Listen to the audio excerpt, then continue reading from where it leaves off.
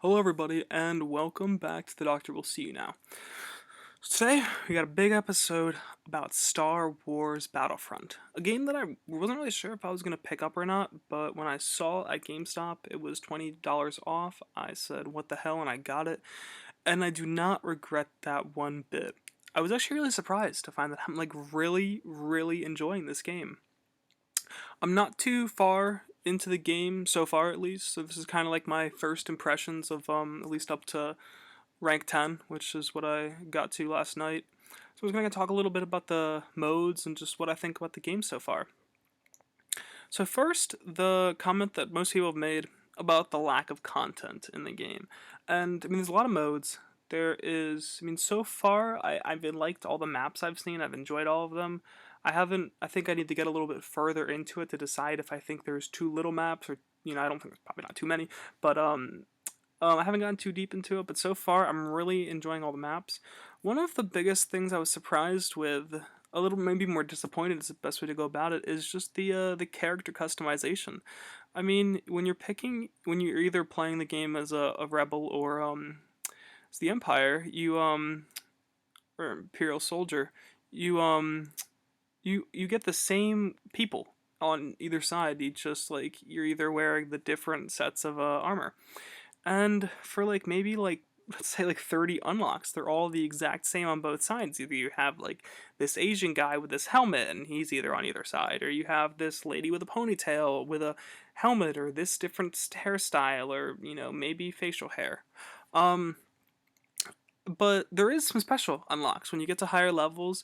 For the rebels, there's a lot of really cool aliens that you can play as, and that's what mainly I'm excited to get to. I'm excited to get those high levels and unlock those. But on the other side, all there really is the I can't remember his name. I know there's a scout trooper, and then there is the dark stormtrooper, and I know the name's gonna come to me a little bit later, but they both look really cool, but also it's just kind of like, why isn't there more unlocks on that side? Like, I know there's not as much variety there, but I would hope that they would kind of dig in and find some kind of different character customization to make them each a little bit more even.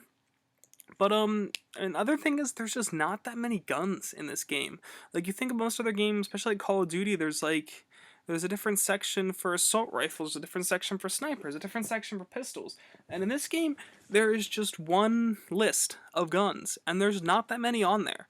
Which, I mean, partially makes sense. I mean, how many guns are really shown throughout all the Star Wars movies? My guess is not too many. But there isn't too many options there. So far, I've probably my favorite gun has been the E11, which I think is a rebel only gun. I could be wrong about that, but it seems whenever I'm playing on the other side, I can't pick that gun. But that's been my favorite so far. I mean, my friend Ben's really like the heavy blasters, and I like the more kind of like assault rifle kind of things. They're a little bit more accurate. I can hit guys from farther away using the scope. And so let's get down to the gameplay. This is definitely my favorite part. This is the reason why I think I'm going to keep coming back to this game in the future.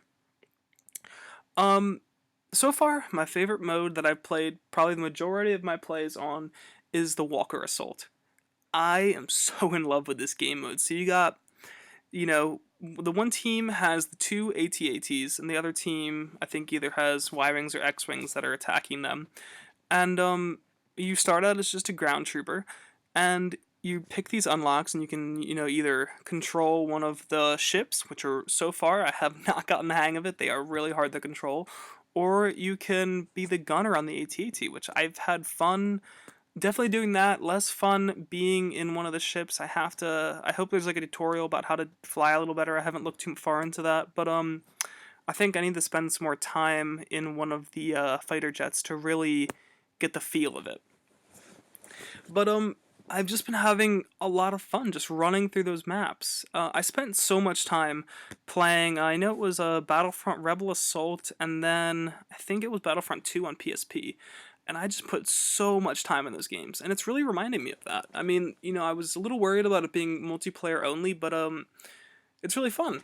And so I've played a little bit more of the the kind of just normal deathmatch mode recently. And I mean, there's less going on. It's more just about fighting the other guys, but that's still fun as well. If you don't want something that's as completely crazy as the Walker Assault with like so much other stuff going on. But I mean, so far those are really the only two game modes that I've gotten into. I kind of wanted to like really delve deep into just one mode itself and see what I got out of it. And so far that has been Walker Assault, and I have absolutely loved it. So I think final thing I really want to talk about would be the heroes. And this has been some of the most fun that I've had playing the game. So, as I mentioned before, I had my best friend Ben over, and we were playing some of the game. We just kind of did one of the like the split screen, me against him and some bots, just to kind of test out some of the heroes, and they're all really fun. I haven't tried out too many Rebel ones, but I've played as Palpatine, I've played as Darth, and I've played as Boba Fett, and I like all of them. I mean, Darth is awesome. He's super powerful. He moves really slow. Um, Palpatine, I didn't get to try too much of him, but I mean, I enjoyed the little bit that I did. And when I was playing that one-on-one with the bots with Ben, I played a lot of Boba Fett, and he's probably my favorite so far. I think just that agility that you have, and the jetpack, it's just you just run around and just destroy people. Yeah, I was definitely surprised with how much I like this. I mean, as I mentioned before, I'm not much of a multiplayer gamer, and I really just picked this up mainly because I've been a really big Battlefront fan in the past. I'm not even like any giant Star Wars fan. Like, I mean, I bought my ticket for this Friday a couple minutes ago for the 11:30 p.m. showing, but I'm not like any kind of like super fan. I mean, I'm excited for all this, but it's definitely Battlefront's been my favorite part of the Star Wars series as a whole. But definitely I really like this game. The other thing is I think it's a great game because of that Star Wars license. I think if it didn't have that Star Wars license, the lack of content there, it would make it just not a good game. But it's really that extra like Star Wars bump and all those little things that they added in there that make it such an amazing game. But I think I don't know if I'd say it's worth shelling out $60 right off the bat. I would say definitely see if your GameStop still has it on sale for $40. Maybe Amazon will put it on sale sometime around Christmas. I'm not sure what the price is at now. Or even go to Redbox and rent it for the night and just try it out. I mean, it's definitely a game that is an awesome rent. Have your friends over. I mean, what we were doing is just each death we handed off, and everyone was having a lot of fun. So, I'm definitely down with this game. I'm probably going to have a part 2 up at some point, talking a little bit more about what I think about getting a little bit deeper into it, but so far, I'm really enjoying it. Alright, everybody, thanks for tuning in, and I will see you guys next week.